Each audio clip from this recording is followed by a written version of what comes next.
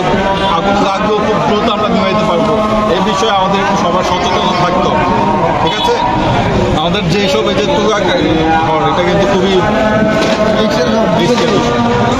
এখানে দাহ্য পদার্থ কিছু হলেই খুব অল্পতেই আগুন ধরে যাবে। কাঠের দোকান, তারপর পালিশ আছে, পর্দা আছে, এই ধরনের দোকানগুলোতে আমরা যাতে নিজেরা একটু সতর্ক থাকবো। এই দোকানগুলোর ব্যবসা যারা করেন তাদের অগ্নি প্রতিরোধের নিজস্ব একটা ব্যবস্থা থাকতে হবে। মার্কেট যারা এখানে বণিক সমিতি আছে তারাও ইনস্ট্যান্ট কিছু আপনারা হয়তো ওই যে ফায়ার এক্সটেনশন এটা প্রত্যেক বাজারে যাতে এটা আমরা তো ওইটা কি কাজ করে দেয় নাকি?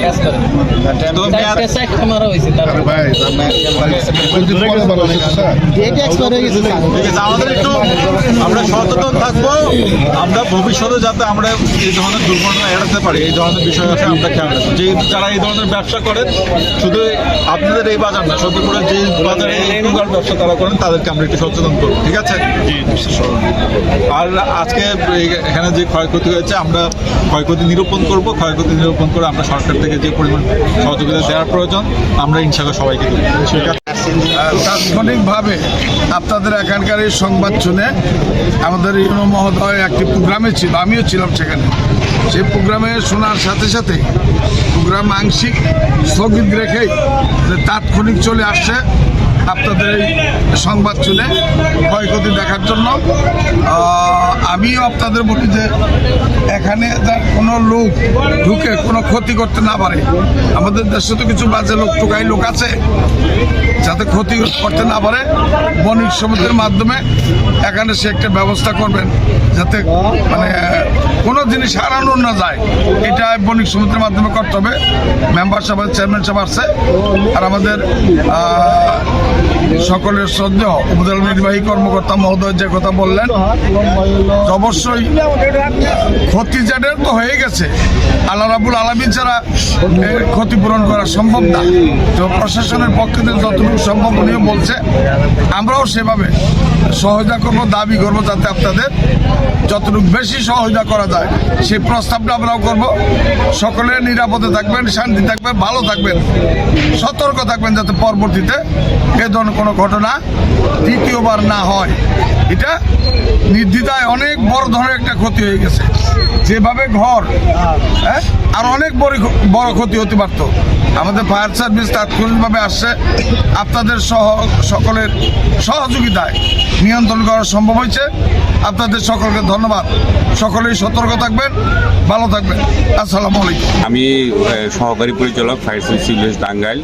আমার নাম মোহাম্মদ শফিউল ইসলাম ভূঁইয়া। আমরা সংবাদ পাই 15টা, আর 3:15 আমরা 30-এ আমরা সংবাদ পাই, শক্তিপুর ফায়ার স্টেশন থেকে।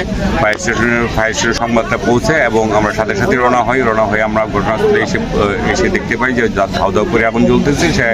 আমরা 16:15 দিকে নিয়ন্ত্রণে নিয়ে আসি এবং 7:30টার দিকে 17টার দিকে আর কি এটা সম্পূর্ণভাবে নির্বাপন করা হয়। আমাদের এই শক্তিপুর ফায়ার স্টেশন 2টা ইউনিট এই জায়গার মধ্যে কাজ করে এবং আমাদের ঘাটাইল ফায়ার স্টেশন থেকে টার্ন আউট আসে। প্রতিমধ্যে থেকে যখন এটা নিয়ন্ত্রণে চলে আসে তখন ঘাটাইল ফায়ার স্টেশনটাকে ব্যাক করে দেওয়া হয়।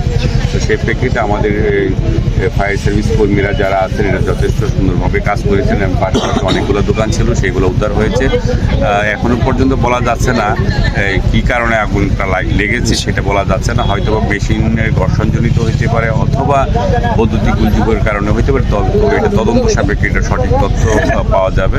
আর ক্ষয়ক্ষতির পরিমাণ আপাতত দৃষ্টিতে আমরা অনুমান করতে পারতেছি 40 থেকে 45 লক্ষ টাকার মতো ক্ষয়ক্ষতি হয়েছে। জি, আমাদের সখীপুর উপজেলার সম্মানিত উপজেলা নির্বাহী অফিসার ঘটনাস্থলে এসেছিলেন এবং পরিদর্শন করেছেন এবং তিনি বলেছেন যে আমরা এটার ঘটনার এবং তদন্ত সাপেক্ষে সরকারের মাধ্যমে যে অনুদান বরাদ্দ আসে সেটা যাতে অতি দ্রুত সম্ভব হয় সেজন্য সেটি তিনি ব্যবস্থা করবেন। এই বিষয়ে স্যার আপনার কি বলার আছে? এটা ইউনো মহোদয় যেটা ভালো মানে যেটা সঠিক যেটা ভালো মনে করে সেটাই করতে পারবে, অথবা ওনাদের যে অবস্থান আছে সেই প্রেক্ষিতে ওনাদের বিষয়টা আমি বলতে পারবো না। তবে আমাদের ফায়ার সার্ভিসের অগ্নি নির্বাপন সংক্রান্ত বিষয়টা আমরা বলতে পারি, আর তার সংক্রান্ত আমাদের বিষয় তারাই ভালো। জি স্যার, গড়পড়ার যারা মালিক আছেন তারা কত দিনের মধ্যে স্যার আপনাদের কাছ থেকে এই প্রতিবেদনটা পেতে পারে স্যার? প্রতিবেদন তারা আবেদন যখন করবে, আবেদনের 15 দিনের মধ্যে আমরা প্রতিবেদন দিয়ে দিতে পারবো, রিপোর্টটা দিয়ে। সর্বশেষ স্যার, জনসাধারণের জন্য এই আগুন থেকে সাবধান হওয়ার জন্য বাংলাদেশ সরকার এবং ফায়ার সার্ভিসের বিশেষ কি মেসেজ আছে স্যার? সচেতনতা বৃদ্ধি করতে হবে। সবাই এইটা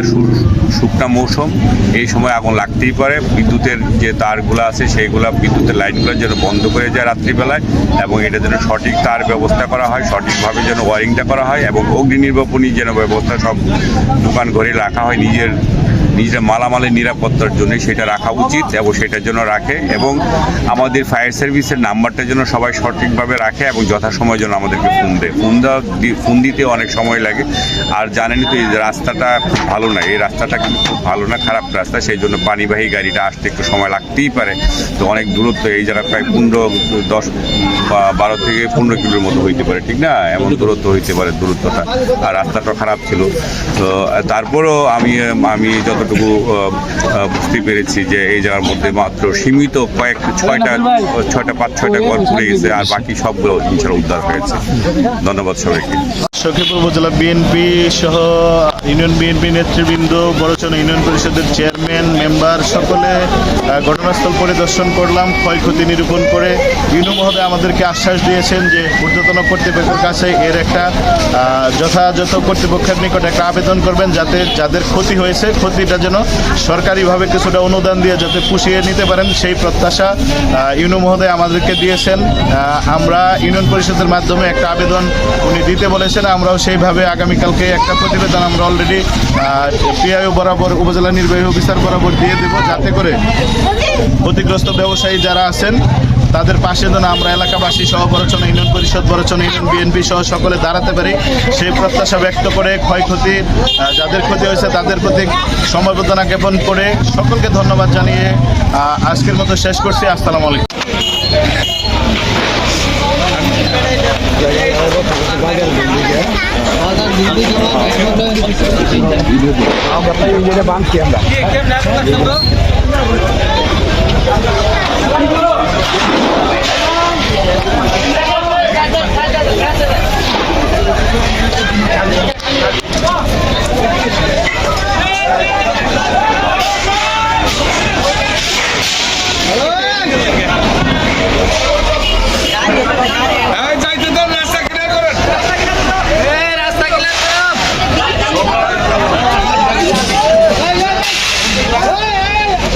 দেখি স্যার, যেতে দেন।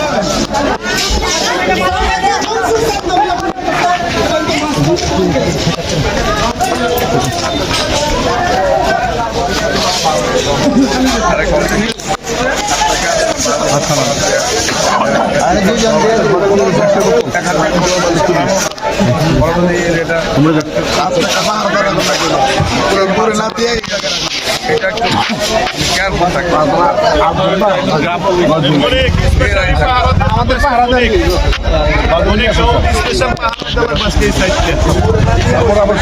ওই ব্রিজ থেকে